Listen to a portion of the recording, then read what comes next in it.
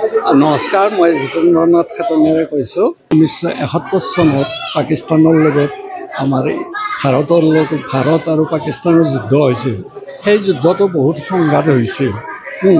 কিন্তু এতিয়া আমি কামনা কৰিছোঁ যে যি হ'ল এতিয়া নৰ্মেলত আহি গ'লে ভাল হয়। কাৰণ যুদ্ধ এখন হ'লে এখন ৰাষ্ট্ৰৰে বা এখন দেশৰে ক্ষতি নহয়, দুয়োখনৰে ক্ষতি হয়।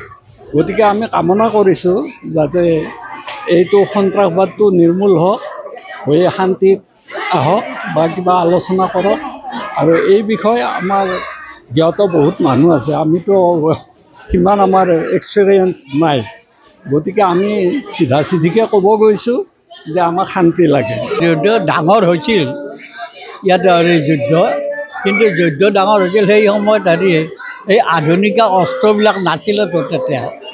কিন্তু নাছিল যদিও তেতিয়া লাল বাহাদুৰ শাস্ত্ৰীৰ দিনত তেতিয়া তেওঁ কৈছিল 1 বিন্দু তেজ থকালৈকে মই যুদ্ধ কৰি যাম, ভাৰতৰ তাত 1 ইঞ্চি মাটিও এৰি নিদিওঁ। তেতিয়া লাল বাহাদুৰ শাস্ত্ৰীয়ে কৈছিল। কিন্তু তেখেতৰ মনৰ কাম পূৰ্ণ হ'ব নিদিলে তেখেতৰতো পিছত মৃত্যুৱে হ'ল। গতিকে সেই দিনত সেই যুদ্ধ আজিৰ যুদ্ধতকৈ বেলেগ আছে। যিহেতু প্ৰধানমন্ত্ৰী নৰেন্দ্ৰ মোদীয়ে আমাৰ ভাৰতীয় সেনা আক্ৰমণৰ কাৰণে পঠাইছে, সেই সন্দৰ্ভত কি ক'ব?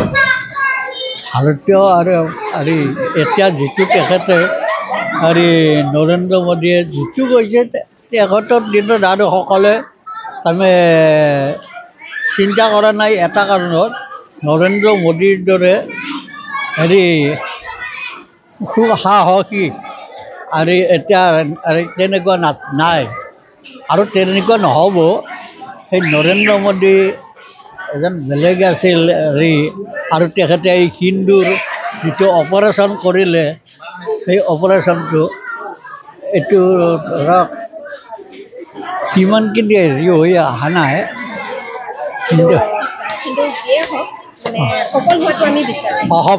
সফল হোৱাটো হ'বই, সফল হোৱাটো বিচাৰোঁ আৰু তেওঁ লাগিও আছে। তাৰ কাৰণে ৰাজনাথ সিং ইফালে আছেই আৰু গোটেই ৰাজনীতিৰ গোটেই মানুহখিনি, গতিকে এইটোত আগবাঢ়ি যাব। আৰু তাৰ কাৰণে আমি যিবিলাক ওচৰ চুবুৰীয়া আছে সকলোৱে চাকি বন্তি জ্বলাই সৈন্য বাহিনীৰ কাৰণে এইটো ধূপ চাকি জনাইছে যে আমাৰ ভাৰতীয় সৈন্য বাহিনীখিনি যেন সুকলমে যুদ্ধ শেষ কৰি আহিব পাৰে, কাৰো বিপদ বিঘিনি নহয়।